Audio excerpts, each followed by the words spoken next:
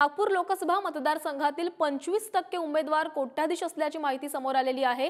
तर आपण बघतोय नागपूरमधली ही मोठी बातमी। नागपूर मतदारसंघात 26 उमेदवार रिंगणात आहेत आणि त्यापैकी 7 उमेदवार हे कोट्याधीश असल्याचंही समजतंय।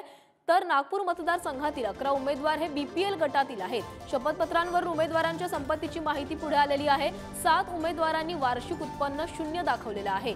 तर 11 अपक्ष उमेदवारांपैकी 3 उमेदवार हे कोट्याधीश असल्याचंही समोर आलंय।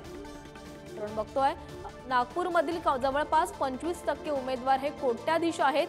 तर यातील 11 अपक्ष उमेदवारांमधील 3 अपक्ष उमेदवार हे कोट्याधीश असल्याचं समोर आलंय।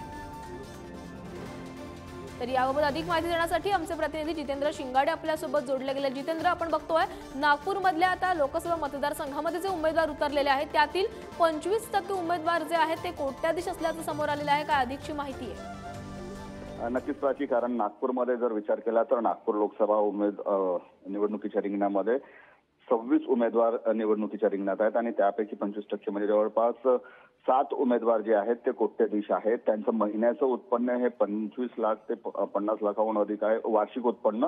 मात्र जी स्थावर आणि एकूण मालमत्तेचा जर विचार केला तर ती कोटींपेक्षा जास्त आहे। असे उमेदवार हे 7 आहेत। त्यापैकी 11 अपक्ष उमेदवार देखील निवडणुकीच्या रिंगणात आहेत आणि त्यापैकी 3 हे कोट्याधीश आहेत। म्हणजे केवळ राजकीय पक्षच नाही तर अपक्ष उमेदवार हे देखील कोट्याधीश असल्याचं समोर आलेलं आहे। आणि जे शपथपत्र, जे प्रतिज्ञापत्र देण्यात येतं निवडणुकीच्या उमेदवारीच्या अर्जासोबत, त्यातून ही माहिती समोर आलेली आहे। त्याचबरोबर 6 उमेदवारांनी वार्षिक उत्पन्न हे 0 दाखवलेलं आहे। म्हणजे बीपीएल गटातील देखील त्यात उमेदवार आहेत, मात्र 0 उत्पन्न दाखवल्यानंतर त्यांचा उदरनिर्वाह कसा चालतो हे देखील इथे प्रश्न उपस्थित होतो। मात्र एकूण जे आहे ते आता कोट्याधीश उमेदवारांच्या संख्येमध्ये वाढ झालेली आहे। गेल्या वर्षीच्या म्हणजे 2019च्या निवडणुकीत हाच आकडा 15% इतका होता, तो आता 25%च्या वर गेलेला आहे। प्राची, धन्यवाद जितेंद्र, तुम्ही दिलेल्या सविस्तर माहितीसाठी।